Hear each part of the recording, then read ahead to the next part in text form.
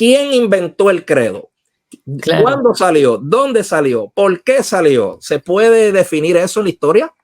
Sí, hay testimonios escritos que datan del siglo IV, ¿no? Los testimonios escritos, pero es importante señalar que para que un texto o un, en este caso, compendio de la fe se tenga por escrito, significa que debió de haber pasado mucho tiempo para que ese contenido doctrinal o dogmático haya sido aceptado por los cristianos o por el cristianismo.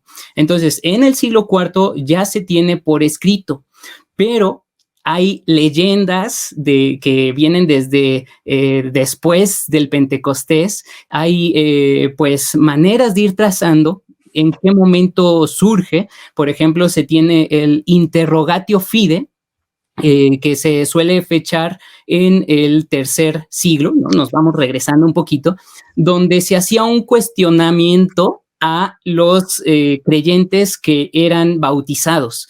Entonces, las preguntas al momento de bautizar a la persona en el siglo III eran: ¿crees en Dios Padre Todopoderoso? ¿Crees en Jesucristo, su Hijo unigénito? ¿Crees en el Espíritu Santo?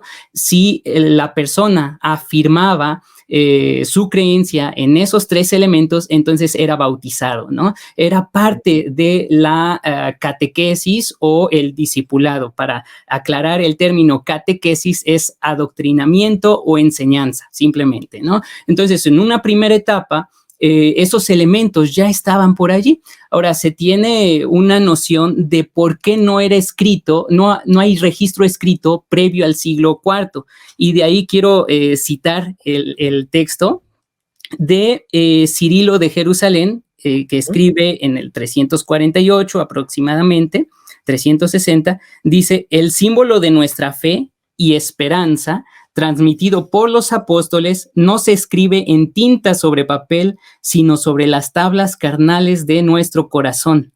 Luego de confesar la Trinidad y la unidad de la Iglesia, concluye el sacramento general de la doctrina cristiana con la resurrección de la carne, ¿no? Entonces, ahí está precisamente cómo ya anteriormente era bien conocido el símbolo, pero era una manera en la que se identificaban los cristianos. Entonces, era la función que tenía, más de ser puesto por escrito, era de conocerlo, ¿no? O sea, no se atrevían a escribir. Me estás diciendo, Chartiel, ay, perdone por el tú, usted me está diciendo que los primeros cristianos, quizás el final del primer siglo, comienzo del segundo siglo, no se atrevían a ponerlo por escrito porque ellos entendían que el credo era algo que había que vivirlo aquí primero. Había nociones de estas fórmulas. De hecho, uno de los autores que cito, Oscar Cullmann, un teólogo de la historia, ¿no?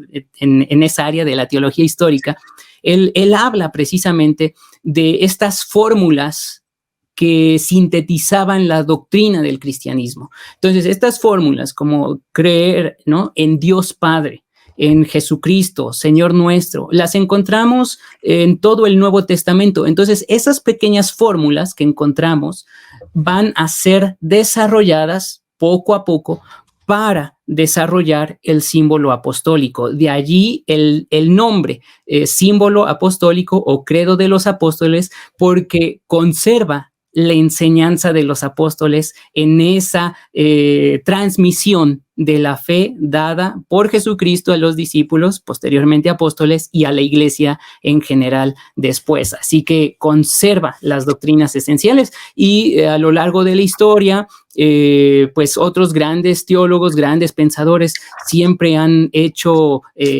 pues apuntes en torno al símbolo apostólico. Entre ellos, pues Martín Lutero, Calvino, lo asimilaron, lo aceptaron también como una expresión muy puntual de la doctrina cristiana. Así que puede servir también para que ustedes, como lectores, puedan introducirse a la teología sistemática, porque va a hablar de las doctrinas esenciales del cristianismo. El vídeo que acabas de ver es un fragmento de otro más largo. Si quieres verlo completo, haz clic aquí. Te damos las gracias por apoyar el trabajo de CLIE y te invitamos a suscribirte al canal y a seguirnos en nuestras redes sociales para no perderte ninguna de nuestras novedades.